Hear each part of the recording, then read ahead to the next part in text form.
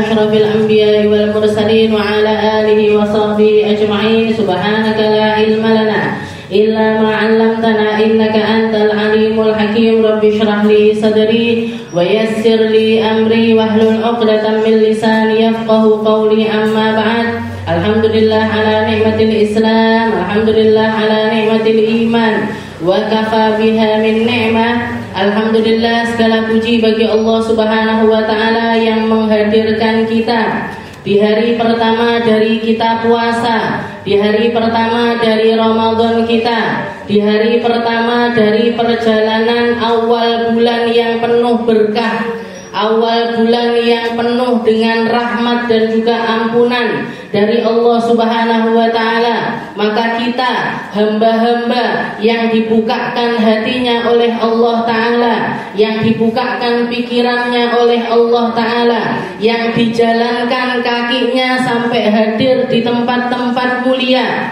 kita harus tahu bahwasanya itu semuanya merupakan sesuatu yang tidak ternilai harganya. Itu adalah karunia dari Allah Subhanahu wa taala yang amat sangat mahal harganya. Itu adalah sesuatu yang tidak bisa dipinta, tapi semuanya adalah jatah-jatah yang Allah Subhanahu wa taala berikan kepada siapa yang Allah taala inginkan. Mereka-mereka yang dikasih hidayah lebih, mereka-mereka yang dikasih inayah lebih, mereka-mereka yang dikasih pertolongan sama Allah Ta'ala, sehingga betah duduk di tempat-tempat yang semacam ini, itu adalah sebuah pertanda bahwasanya Allah Ta'ala menginginkan kebaikan dunia dan akhirat untuk kita, pengen ngasih berkah dan rahmatnya untuk kita, pengen ngasih anugerah seindah-indahnya untuk kita, pengen kita jadi hamba-hamba terbaik dan termulianya. Karena hal yang semacam ini tidak diberikan kepada sembarang orang, karena hal yang semacam ini tidak diberikan kepada semua orang.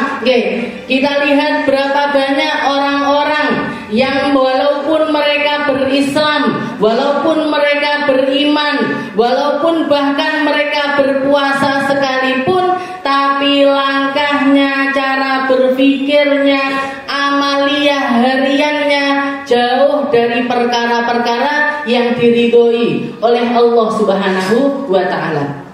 Dan begitu juga istilahnya segala sesuatu, perkara-perkara yang tidak penting, perkara-perkara yang buruk, perkara-perkara yang menjadi maksiat kepada Allah Subhanahu wa taala.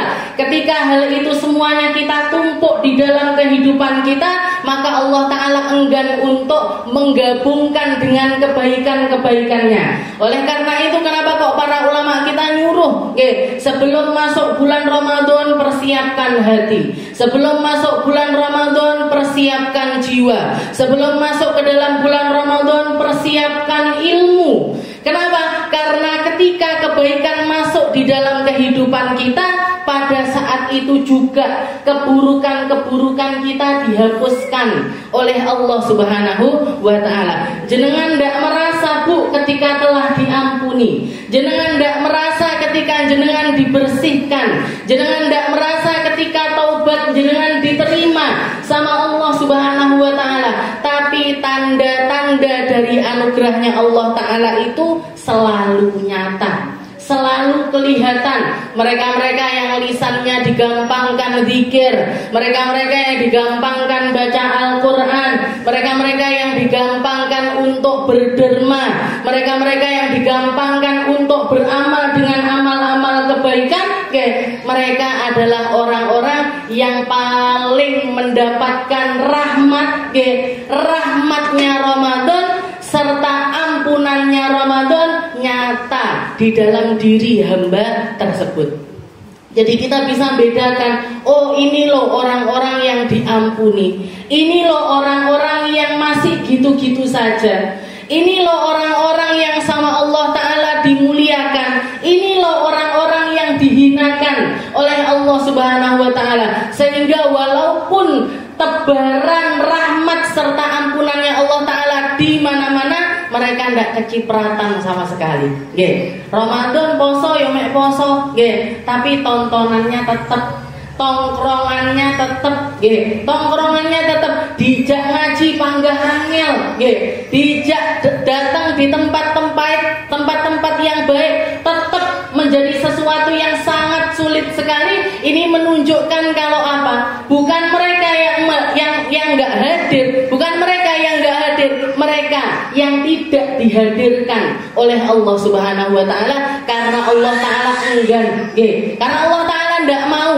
Kenapa? Karena mereka belum bersih-bersih, nggih. Mereka belum bersih-bersih. Mereka belum nyari-nyari perkara-perkara untuk membersihkan perkara-perkara tersebut, sehingga anugerahnya Allah taala enggak mau masuk ke dalam kehidupan hamba yang semacam itu. Mugi-mugi kita semuanya sama Allah taala dipilih jadi hamba-hamba yang terampuni, jadi hamba-hamba yang diterima taubatnya, jadi hamba-hamba yang dipandang dengan pandangan rahmatnya Allah taala, menjadi hamba-hamba yang dikasih kesempatan tarawih full, dikasih kesempatan untuk ngaji full, dikasih kesempatan untuk hadir majelis full, dikasih kesempatan untuk melakukan berbagai macam kebaikan. Ramadan ini, ya Ramadan tahun ini jangan sampai sama dengan Ramadan yang kemarin. Harus ada yang nambah, harus lebih indah, harus lebih terhiasi, harus lebih terhiasi. Terhiasi dengan apa? Terhiasi dengan kebaikan kita. Dengan terus mengharap imanan wahtisaban, sambil terus berharap sama Allah taala, ya Allah terima. Ya Allah, Engkau zat yang maha nerima. Ya Allah, Engkau zat yang maha tidak pernah menyia-nyiakan hambanya. Ya Allah, Engkau zat yang maha kasih kepada hambanya, dan kami manusia-manusia yang sangat butuh kasih dari dirimu. Seperti itu keadaannya. Jadi Ramadan, bulannya Al-Quran. Allah Subhanahu Wa Taala mengatakan di dalam Al-Quran, Syahrul Ramadan alladzi unzila fihil Quran hudal linnas. Jadi Allah taala mengatakan bulan Ramadan adalah bulan di mana Allah Subhanahu wa taala menurunkan Al-Qur'an sebagai bentuk hidayah kepada seluruh umat manusia. Al-Qur'an di bulan Ramadan berbeda dengan Al-Qur'an di selain Ramadan. Al-Qur'an ketika dibaca di bulan Ramadan rasanya beda dengan Al-Qur'an yang dibaca di luar bulan Ramadan.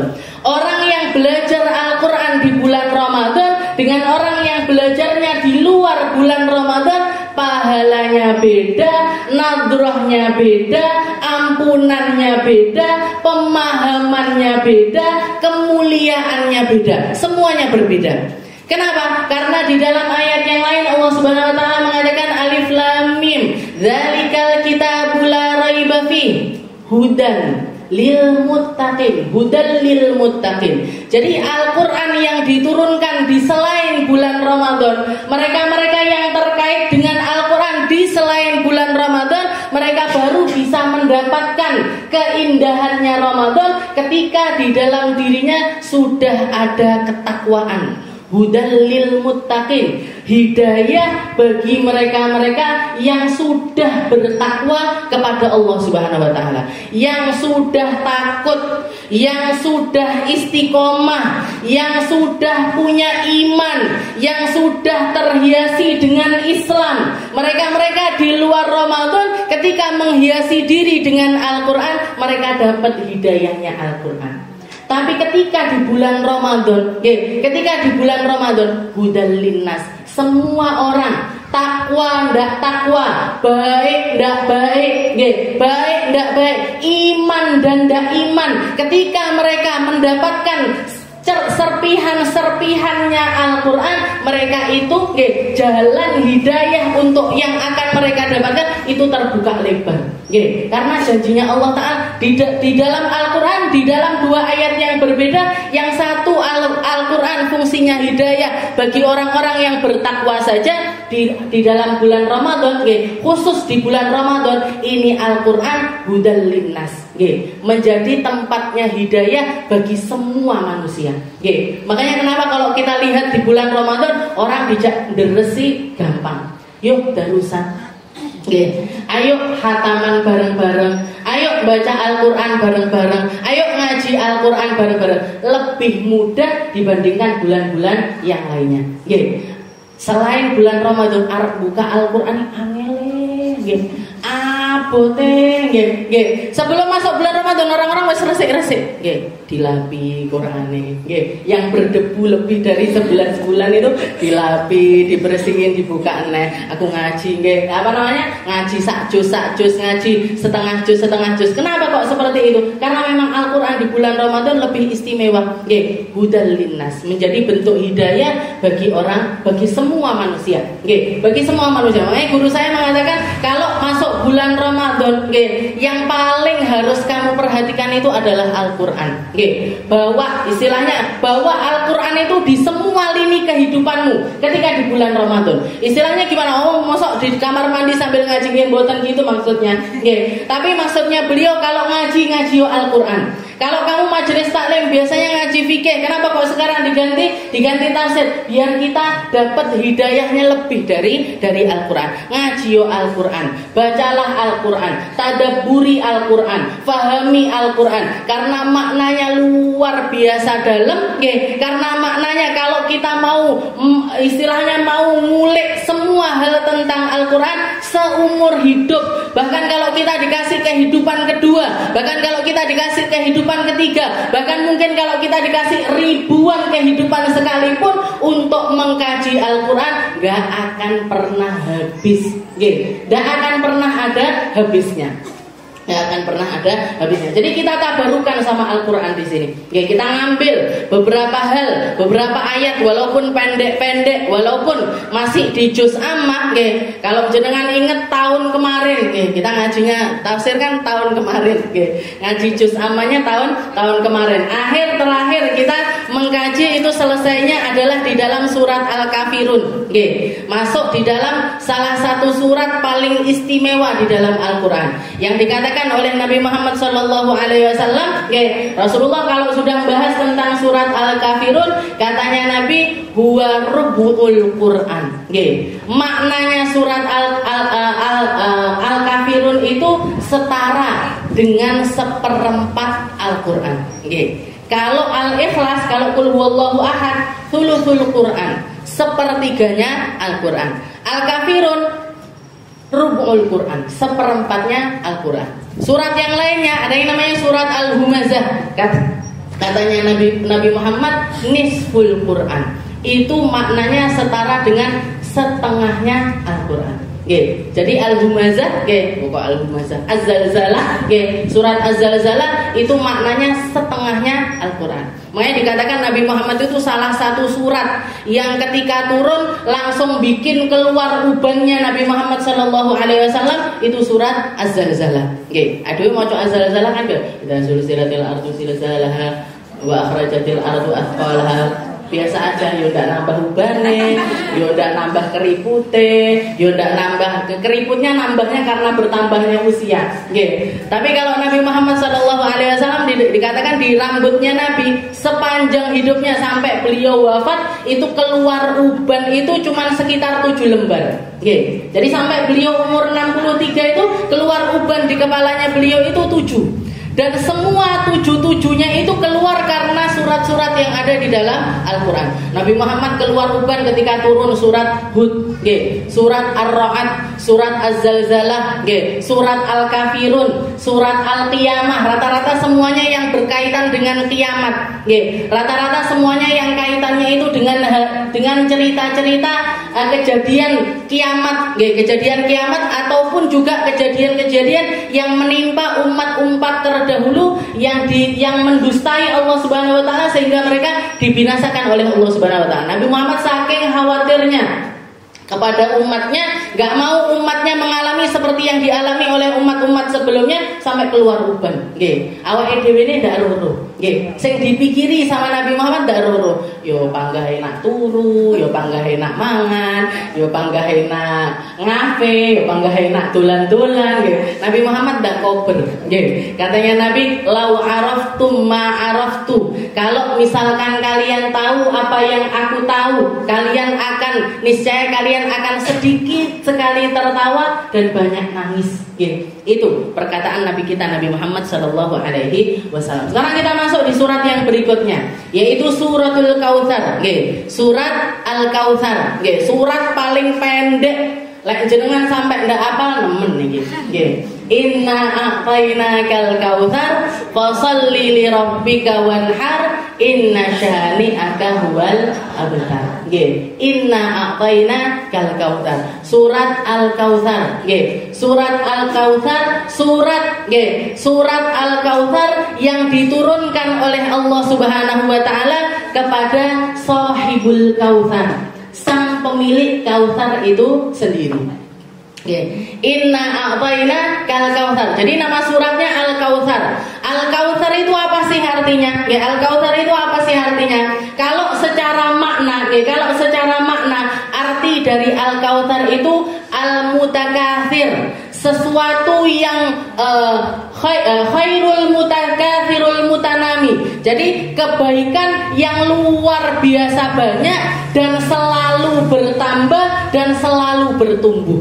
Itu yang namanya Al-Kautsar. Jadi kebaikan yang banyak, yang baik dan selalu bertambah. Itu namanya Al-Kautsar. Apa yang banyak dan selalu bertambah itu apa? Para ulama macam-macam. Pendapatnya para ulama macam-macam. Ada yang mengatakan yang dimaksud Al-Kautsar di situ adalah wahyu dari Allah Subhanahu wa taala. Juga yang dimaksudkan adalah syafaatnya Nabi Muhammad sallallahu alaihi wasallam. Ada juga yang mengatakan itu adalah nubuah, kenabian yang dianugerahkan oleh Allah taala kepada nabi kita Nabi Muhammad sallallahu alaihi wasallam. Serta para ulama juga mengatakan yang dimaksud dengan Kautsar di situ adalah umatnya Nabi Muhammad sallallahu alaihi wasallam. Umatnya Nabi yang banyak, yang dalam kebaikan dan mereka terus nambah. Terus nambah sampai akhir zaman itu nambah terus.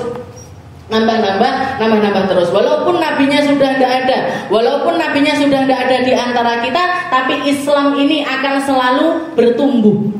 Islam ini agamanya Allah, yang jaga Allah taala. Ada tidak ada kita, ada ataupun tidak ada kita, Islam ini akan selalu eksis. Islam ini akan selalu dibikin sempurna oleh Allah Subhanahu wa taala. Jadi kalau ada orang menganggap, aku yang merubah daerah sini, aku yang ngajar daerah sini, aku yang bikin tobat orang ini, aku yang bikin masuk Islam orang ini dan lain sebagainya, kamu hanyalah wasilah, kamu hanyalah perantara yang dipilih oleh Allah Subhanahu wa taala untuk menjembatani umat. Tapi kalau misalkan bukan kamu yang jadi jembatan itu, Allah taala akan bikin jembatan-jembatan yang lainnya. Jadi kalau kita masih jadi ahli sholat, kalau kita jadi ahli puasa, kalau kita jadi ahli zikir, kalau kita jadi orang-orang yang berpegangan dengan syariatnya Allah Subhanahu wa taala, jenengan adalah hamba-hamba yang jadi wasilah pembuktian tentang eksistensi Islam itu sendiri. Islam ini ada, terlihat pada diri kita, menjadi anugerah yang kita peluk, menjadi sesuatu yang ada di dalam kehidupan kita, itu adalah anugerah untuk kita. Tapi ketika kita tidak mau nolak untuk jadi bagian dari Islam itu sendiri, Allah Ta'ala akan menggantikan dengan kaum-kaum yang lainnya. Istilahnya gini, kalau misalkan kita tidak mau berislam, Allah Ta'ala akan gantikan orang-orang Islam yang lainnya. Kalau kita tidak mau ngaji, Allah Ta'ala akan gantikan orang-orang lain untuk mau ngaji. Kalau kita tidak mau sholat, Allah Ta'ala akan gantikan orang-orang lain untuk melaksanakan sholat. Kalau kita tidak mau jadi orang baik, akan ada orang-orang baik yang lainnya yang akan jadi pembuktian tentang keberadaan Islam itu sendiri. Jadi bukan ibadah yang butuh sama kita yang butuh sama ibadah. Bukan Islam yang butuh sama kita yang butuh sama Islam. Bukan Islam yang membutuhkan kita untuk beribadah dengan syariatnya, tapi kita yang butuh dengan menapaki jalan-jalan keislaman. Kalau kita tidak mau, kalau kita nolak, Allah Ta'ala akan gantikan kaum yang lainnya yang mau menjadi hamba-hamba yang semacam itu. Makanya ini anugerah. Katanya guru saya mengatakan kalau kita jadi hamba-hamba yang ada di dalam naungannya ilmu, di dalam naungannya Al-Quran, ketahuilah bahwa itu adalah nikmat yang luar biasa besar yang tidak akan mampu kita beli dengan apapun, yang tidak akan mampu tergantikan dengan apapun, karena berarti kita dimuliakan semulia-mulianya oleh Allah Subhanahu wa Ta'ala. Inna a'tayna kal kautsar. Jadi di dalam ayat ini Allah Subhanahu wa Ta'ala mentakkidkan, inna, kami wahai Muhammad, sesungguhnya kami wahai Muhammad, a'tayna. Nah, ada nanya lagi. Sesungguhnya kami memberi kepadamu al-kautsar wahai Muhammad. Dan kalau kita lihat semua ayat-ayat Al-Quran, semua firman-firmannya Allah Ta'ala, itu tidak pernah, hampir tidak pernah khitabnya dari Allah Ta'ala langsung kepada umat, itu tidak pernah. Selalu disambungkan dengan Nabi Muhammad Sallallahu Alaihi Wasallam. Di ayat-ayat yang sebelumnya, Qul ya ayyuhal kafirun, Qul huwallahu ahad, Qul ya ayyuhan nas. Salah nih. Qul a'udzu birabbin nas, Qul a'udzu birabbil falaq. Qul, apa artinya qul? Qul, katakan wahai Muhammad. Katakan, yang disuruh ngomong ini siapa? Nabi Muhammad. Iqra, Iqra itu perintah. Bacalah wahai Muhammad. Bacalah wahai Muhammad. Qul. Kenapa kok sering ini juga seperti itu? Inna a'tayna ka. K-nya ini siapa? Nabi Muhammad Sallallahu Alaihi Wasallam. Sesungguhnya kami wahai Muhammad memberikan kepadamu al-kautsar. Ngasih kepada dirimu al-kautsar. Kenapa kok seperti itu? Karena Allah Subhanahu. Jadi makna dari Al-Qur'an yang dikaitkan dengan Nabi Muhammad Sallallahu Alaihi Wasallam, agar kita paham bahwasanya semua yang kita baca ini bukan karangannya Nabi Muhammad, tapi murni sesuatu yang Allah Subhanahu Wa Taala turunkan kepada Rasulullah Sallallahu Alaihi Wasallam. Sesuatu yang turun dari atas, sesuatu yang dianugerahkan dari atas. Perantaranya siapa? Perantaranya Nabi Muhammad Sallallahu Alaihi Wasallam. Dan tidak bisa Al-Quran sama Nabi Muhammad ini satu kesatuan. Nabi Muhammad ya Al-Quran, Al-Quran ya Nabi Muhammad. Nabi Muhammad ya Al-Quran, Al-Quran ya Nabi Muhammad. Ini tidak bisa dipisah. Saya mau pakai Al-Quran tok. Gimana caranya kamu paham Al-Quran kalau nggak lewat Nabi Muhammad? Saya mau Nabi Muhammad tok. Nabi Muhammad yang dipakai adalah praktek dari Al-Quran itu sendiri. Jadi Al-Quran sama Nabi Muhammad itu satu kesatuan. Nggak bisa terpisah sama sekali. Nggak bisa terpisah sama sekali. Dan ketika kita hormat sama Al-Quran, berarti kita hormat sama Nabi Muhammad. Ketika kita hormat memuji Nabi Muhammad, itu maknanya juga kita hormat dengan Al-Quran itu sendiri. Inna a'tayna kal kautsar. Kami berikan kepadamu wahai Muhammad al-kautsar. Telaga al-kautsar.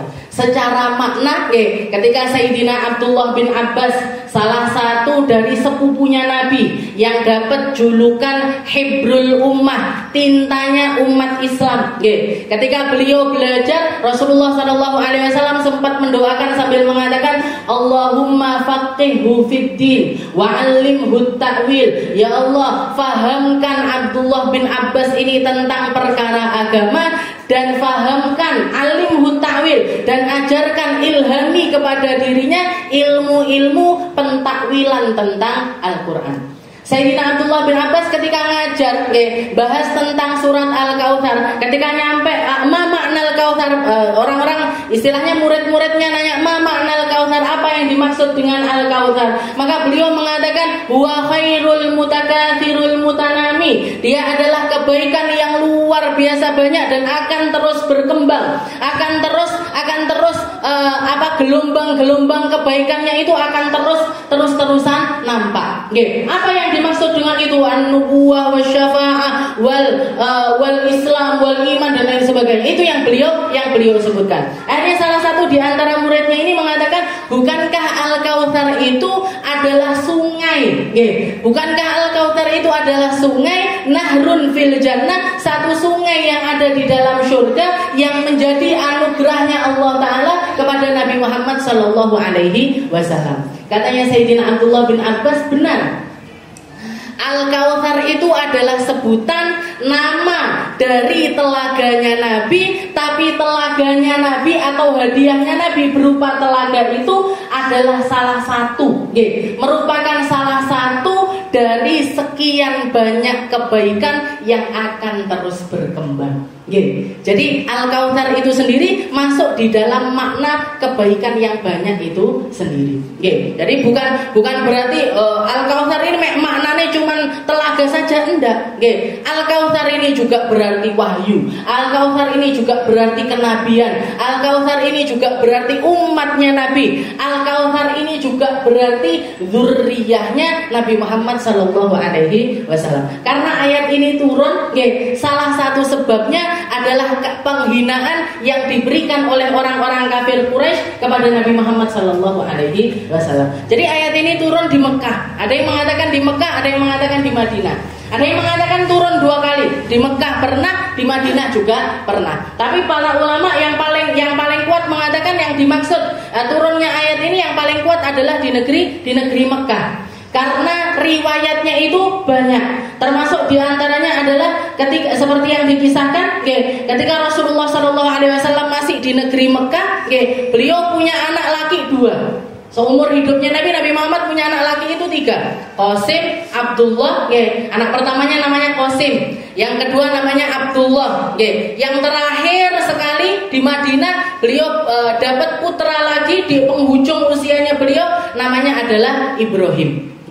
Dikatakan ketika putranya Nabi yang bernama Qasim ini wafat, putra pertamanya Nabi yang namanya Qasim, usianya ada yang mengatakan wafat di umur 2 tahun, ada yang bilang umur 7 bulan sudah meninggal. Itu orang-orang Mekah, orang-orang Mekah. Jadi setelah Qasim wafat, tidak lama setelah itu disusul sama adiknya yang bernama Abdullah. Orang-orang Mekah itu ngolok-ngoloknya Nabi itu dengan kata-kata huwal abtar. Dia adalah laki-laki yang terputus nasabnya. Dia adalah laki-laki, Muhammad tidak punya anak lanang. Muhammad nasabnya terputus. Muhammad tidak punya keturunan lagi. Kenapa? Anak laki-lakinya mati semua.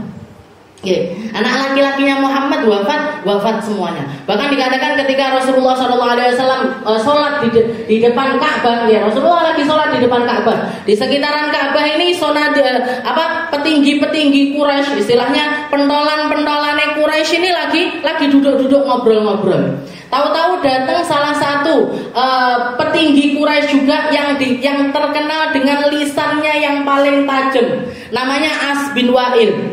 As bin Wa'il ini yang paling menghina sama Nabi Muhammad itu dari segala sisi. Pokoknya ada celah dicela, ada alasan dicela. Bahkan tidak ada alasan sekalipun dia tetap mencela Nabi Muhammad Shallallahu Alaihi Wasallam. Dikatakan ketika masuk ke dalam masjid, ketemu karo konco-konco nih. Ketemu sama gengnya, istilahnya gitu. Gengnya nanya, wahai As bin Wa'il, ila aina? Kamu mau kemana wahai As bin Wa'il? Ila Muhammad. Saya mau pergi nemuin Muhammad al-Abtar. Muhammad yang terputus nasabnya. Jadi bayangkan, orang kehilangan anak, nggak usah dilok nih, wes loro, punya anak, mau laki mau perempuan bahkan, mau laki mau perempuan, jadi ada orang hamil 9 bulan, anaknya 2 bulan meninggal, loro, ada orang hamil, istilahnya melahirkan anak umur 2 tahun meninggal, 5 tahun meninggal, bahkan 20 tahun, 30 tahun, istilahnya orang tua ketika punya anak terus anaknya wafat duluan, ini sakitnya luar biasa. Lorone banget. Kalau dengar ada orang menghina putranya setelah wafatnya putra tersebut, ini kan tambah nemen lagi sakitnya.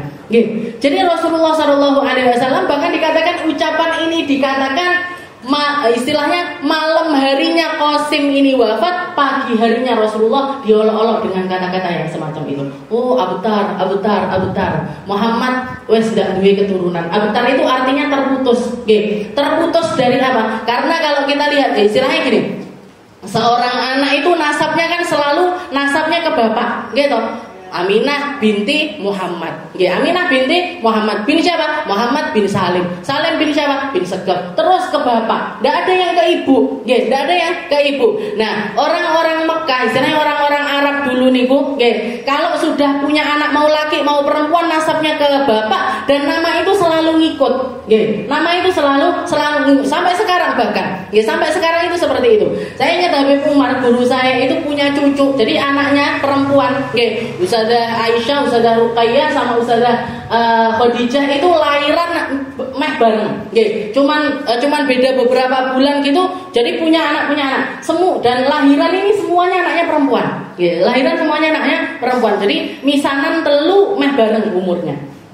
Ditanya satu-satu setiap lahiran nanya sama Habib, kasih nama siapa? Kasih nama Fatimah. Lahiran lagi kasih nama siapa? Fatimah. Lahiran lagi dikasih nama Fatimah. Jadi cucunya 3 semuanya Fatimah.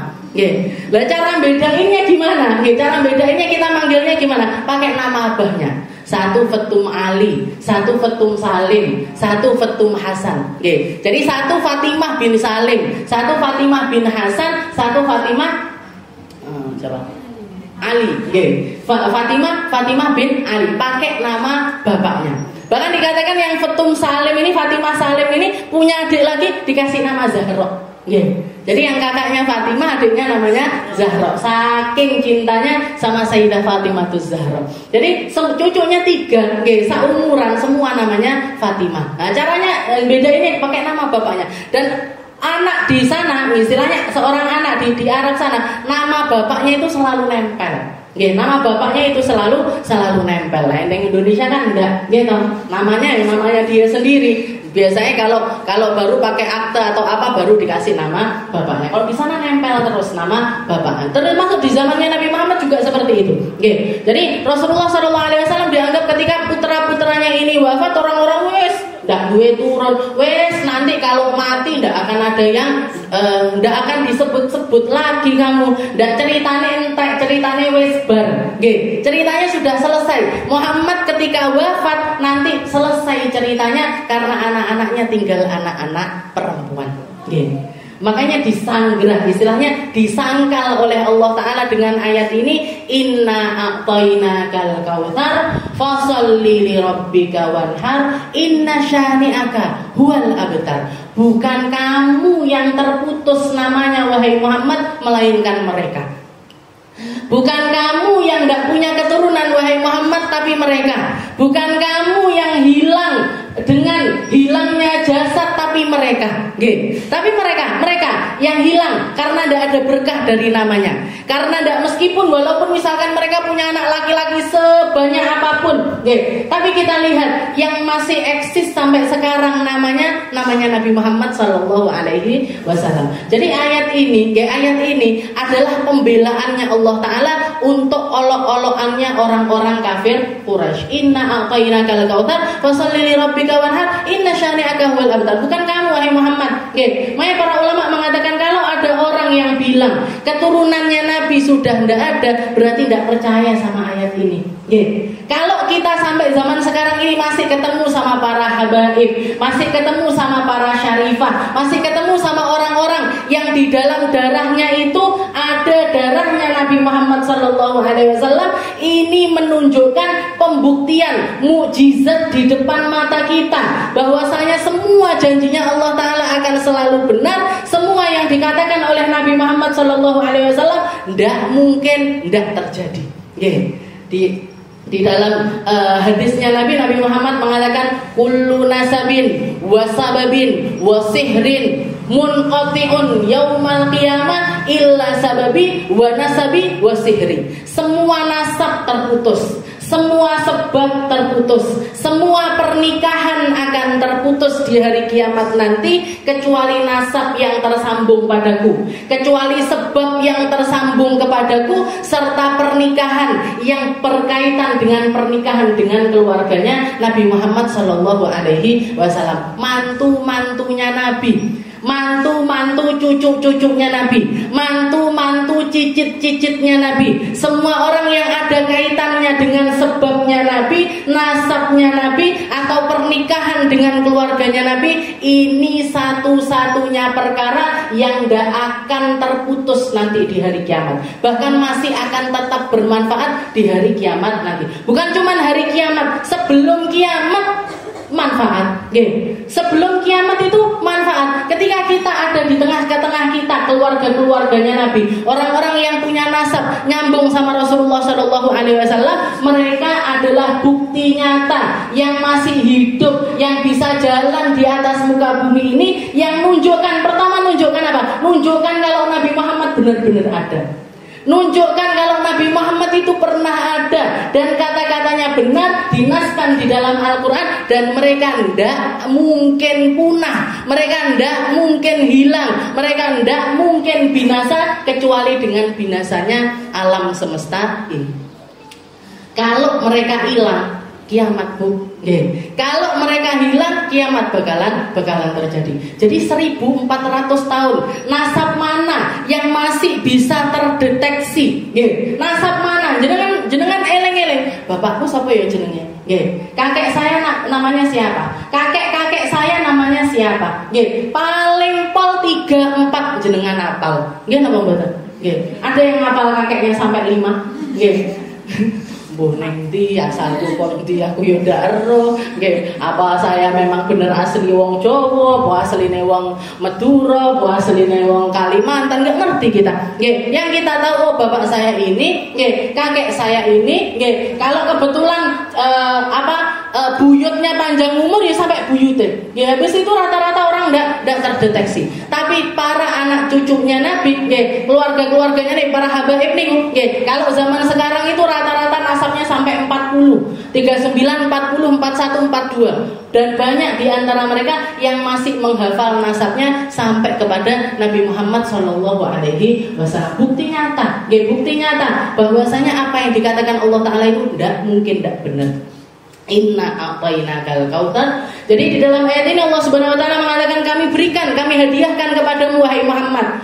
Karena istilahnya itu sesuatu yang sangat menyakitkan. Nabi Muhammad dikatakan. Jadi ini terjadi bukan cuma di awal-awal Islam. Ketika Nabi di Mekah niku kan memang rata-rata semuanya orang-orang kafir.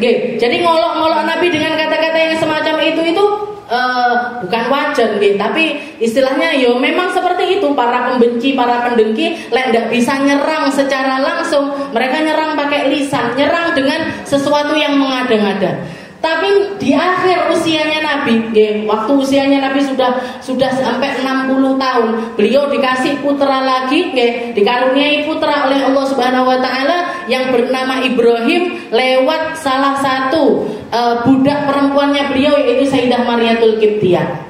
Ternyata Ibrahim ini dikatakan waktu Ibrahim lahir, Nabi Muhammad senangnya luar biasa. Selayaknya manusia pada umumnya. Dan dua anak, istilahnya anaknya perempuan, tahu-tahu dikasih anak laki. Senang banget, mau betul. Senang.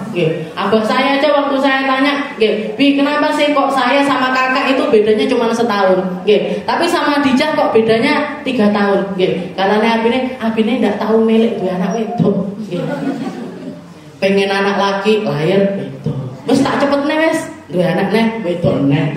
Wes rada suwi dilonggari. Ternyata wedok neh. Bahkan sampai dapatnya yang laki itu karena setelah perjuangan 10 tahun. Tetap pengen punya anak laki. Ini normalnya manusia. Normalnya manusia pengennya yo istilahnya punya anak laki, punya anak perempuan juga punya. Pengennya seperti itu. Nabi Muhammad juga seperti itu. Dikatakan Nabi Muhammad ketika Ibrahim ini lahir, ketika Sayyid Ibrahim ini lahir, beliau ngetuk pintunya semua orang Madinah, diketuk pintunya satu-satu, dikabari, aku duwe anak lanang. ke pintu yang lain lagi, aku punya anak laki, aku punya anak laki. Semua orang Madinah diumumkan di masjid, diumumkan di pasar, diumumkan di semua pintu-pintunya orang-orang muslim, baik itu muhajirin ataupun orang ansor. Saking bunganya Rasulullah Shallallahu Alaihi Wasallam. Ternyata yo mek dikei icip-icip tok nggih. 7 bulan kemudian wafat. 7 bulan kemudian wafat, nangis Nabi Muhammad. Nangis sampai dikatakan oleh para sahabat, "Mahada ya Rasul?"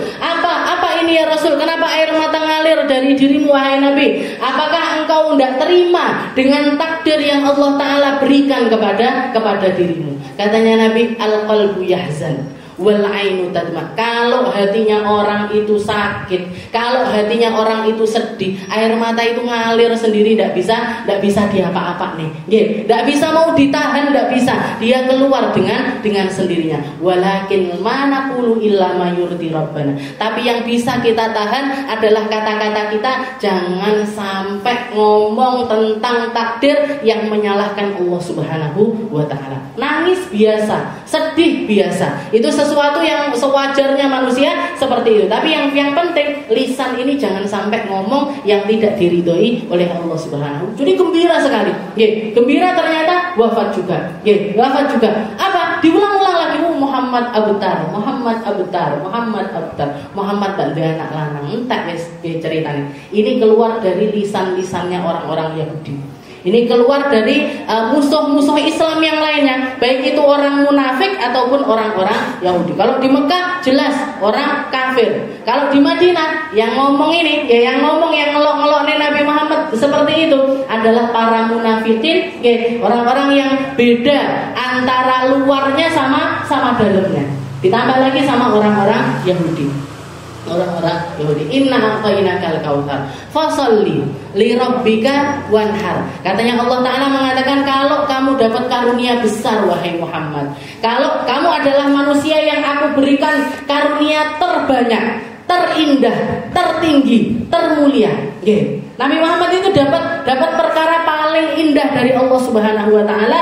Maka bentuk syukur dirimu, kalau kamu adalah hamba yang tahu terima kasih, satu-satunya cara bagi kita untuk berterima kasih kepada Allah Subhanahu wa Ta'ala adalah dengan cara bersyukur, berterima kasih sampai ke tingkat di mana kita merasa bahwasanya yang mampu kita lakukan cuman terima kasih, tapi terima kasih berapapun juga tidak akan pernah bisa membalas semua kebaikannya Allah Subhanahu wa Ta'ala. Kita mau terima kasih sama Allah Ta'ala sebanyak apapun, mau kita bersyukur sebanyak apapun, mau kita mengucapkan alhamdulillah sebanyak apapun, itu semuanya tidak akan pernah bisa membalas, tidak akan pernah bisa sebanding dengan karunia-karunia-Nya Allah Subhanahu wa Ta'ala. Maka Allah Ta'ala memerintahkan kepada Nabi Muhammad, fasholli li rabbika wanhar. Salatlah kamu, salatlah kamu sebagai bentuk syukurmu kepada Allah Subhanahu wa Ta'ala, wanhar, dan perlihatkan juga dengan hartamu dengan cara berkorban, nyembelih hewan korban. Ayat ini dikatakan turun, ada macam-macam perkataan, istilahnya ada berbagai macam riwayat. Ada yang mengatakan fasholli li rabbika wanhar, salatlah kamu dan juga sembelihlah hewan korban. Ini ada yang mengatakan Allah Ta'ala itu memerintahkan kalau kita sholat, makanya sebagian umat Islam ada yang sholat takbirnya itu ngeten, Allahu Akbar. Jadi nopolek kita sedekapnya di sini, mereka sedekapnya itu di sini. Kenapa? Karena ngikuti perintahnya Allah Ta'ala. Perintah sholat sama perintah korban itu jadi satu. Fasholli li rabbika, Allahu Akbar. Jadi ininya di dada. Salah apa enggak? Boten. Ada sebagian ulama yang mengajarkan seperti itu. Ada banyak kaul yang mengatakan kalau sholat itu takbirnya, tangannya itu di bagian dada. Habis sebagian lagi mengatakan fasholli li rabbika wanhar, salatlah kamu wahai Muhammad, setelah itu sembelihlah hewan korban. Itu perintah Allah Ta'ala untuk melaksanakan sholat Idul Adha. Habis itu menyembelih hewan korban. Tidak boleh, tidak sah korbannya. Istilahnya tidak masuk dalam pahala udhiyah, tidak masuk dalam pahala nyembelih hewan kurban kalau dilakukannya itu sebelum sholat id. Jadi sholat id dulu, baru setelah itu nyembelih hewan kurban. Ada juga yang mengatakan Rasulullah SAW ketika haji wada, ketika hajinya Nabi yang terakhir, beliau melaksanakan sholat subuhnya di Musdalifah. Sholat subuhnya di Musdalifah, nyembelih hewan kurbannya di daerah Mina. Di daerah Mina, seperti yang diriwayatkan Rasulullah waktu itu nyembelih 60, istilahnya korban 100 ekor unta dengan harta pribadinya beliau sendiri. Jadi korbannya Nabi Idul Adha niku, kalau kita lihat orang sekarang sak sugi-sugi, mau korban, paling pol sapi 1, sapi 2 itu udah jarang. Pak Presidennya nggak sampai loro. Sapi 3, 4 itu masih. Rasulullah SAW akhir hayatnya, ketika haji wada, beliau korban pakai harta pribadinya beliau itu 100 ekor unta, bukan kambing mungkin. 100 ekor unta. Dikatakan 63-nya beliau sembelih dengan tangan mulianya beliau sendiri, sisanya disembelih sama Sayyidina Ali bin Abi Thalib. Dan pada waktu itu dikatakan para sahabat melihat satu fenomena yang mungkin hanya pernah terjadi pada saat itu juga, tidak akan pernah terulang lagi. Para sahabat mengatakan ketika untanya Nabi ini dikumpulkan di satu lapangan, 100 ekor untanya Nabi ini tadi ditaruh di satu tempat, ketika begitu Rasulullah SAW masuk, bawa belatinya beliau, bawa istilahnya pisaunya beliau yang sudah sangat tajam sekali, itu unta baris, baris, tidak pakai dikujer, tidak pakai dietet-etet, jalan satu-satu sambil nyodorkan lehernya mereka masing-masing. Jadi Rasulullah itu tinggal duduk, tinggal seret. Di pinggir nih sama para sahabat maju lagi, seret, di pinggir nih, seret, 63. Semuanya disembelih dengan tangan mulianya Nabi Muhammad SAW.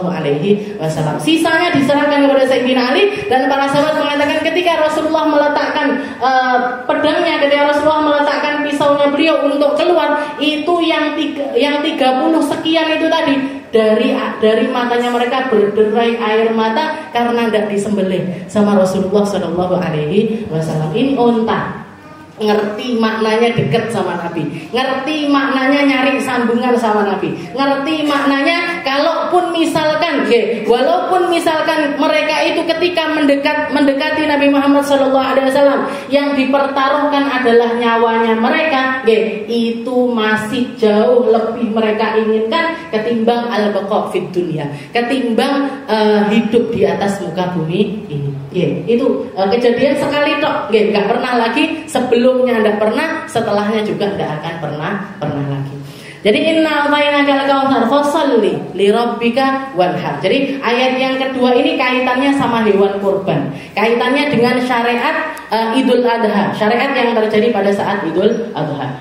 Fasholli li rabbika wanhar inna syani'aka huwal abtar. Bukan kamu wahai Muhammad yang terputus keturunannya, tapi mereka. Lihat mereka, namanya sudah tidak disebut, namanya sudah tidak ada manfaatnya, anak-anaknya pun bahkan dibinasakan. Dikatakan As bin Wa'il itu orang yang paling jelas yang disebutkan di sini, yang menjadi sebab turunnya surat Al-Kautsar ketika Nabi Muhammad ada di negeri Mekah. Dikatakan As bin Wa'il itu punya anak laki-laki banyak, tapi setelah turunnya ayat ini, satu persatu anaknya yang laki-laki mati, anaknya mati, putune mati, yang laki-laki mati. Jadi bahkan ketika As bin Wa'il ini masih hidup dia, itu menemukan satu waktu di mana dia itu sudah tidak punya keturunan laki-laki sama sekali. Jadi ditunjukkan sama Allah Ta'ala, inna syani'aka huwal abtar. Bukan Muhammad yang terputus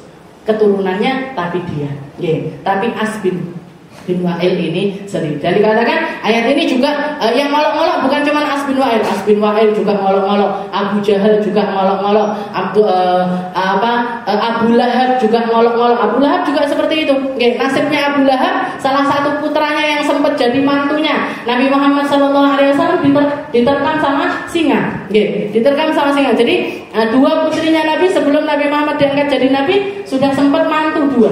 Oke, Sayyidah Ruqayyah sama Ummu Kulthum ini sudah dinikahkan dan dua-duanya nikah sama dua putranya Abu Lahab, pamannya Nabi. Jadi istilahnya mantune Nabi ini sepupunya sendiri. Sepupunya Nabi dipek mantu. Begitu Nabi Muhammad jadi Nabi, dikembalikan, dicerai dua-duanya. Diceraikan dua-duanya, yang satu diceraikan baik-baik, yang satu diceraikan sambil ngolok-ngolok. Nabi Muhammad mengangkat tangannya sambil mengatakan, ya Allah, binasakan orang tersebut, binasakan putranya Abu Lahab itu dengan cara diterkam oleh seekor singa. Tenang. Jadi ketika mereka berburu di tengah hutan, dikatakan ketika berkemah, kemah ini sama puluhan orang, sama 10-an orang. Itu singa masuk ke dalam kemahnya, ngendus satu-satu kepalanya orang.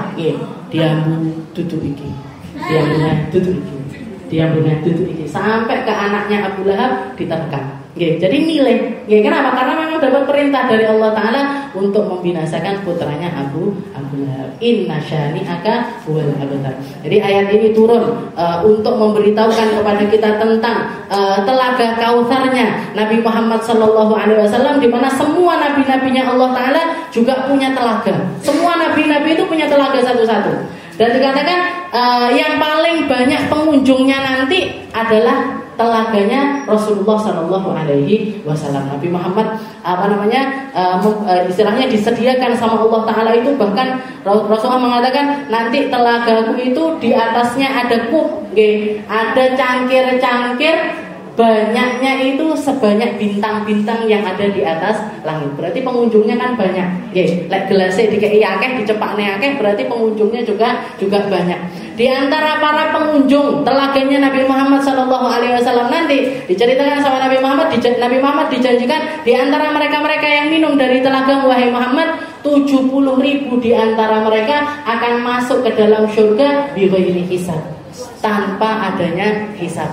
70.000 tapi mekanku. 70.000 ini zamannya sahabat entek Bu, jatah dhewe ndak kemana.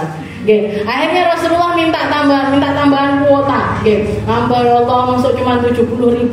Maka ditambah sama Allah Ta'ala, saya berikan setiap dari 70.000 orang itu tadi masing-masing dapat tambahan 70.000 kedua.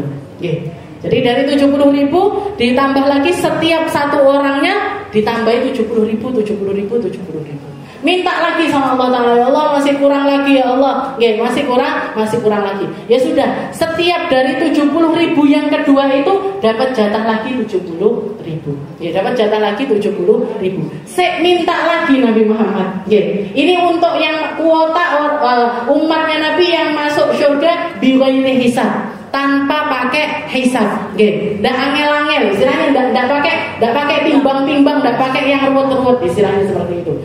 Minta lagi sama Allah Ta'ala, maka Allah Ta'ala mengatakan, aku berikan kepada wahai Muhammad salatu hasayat, 3 cidukan.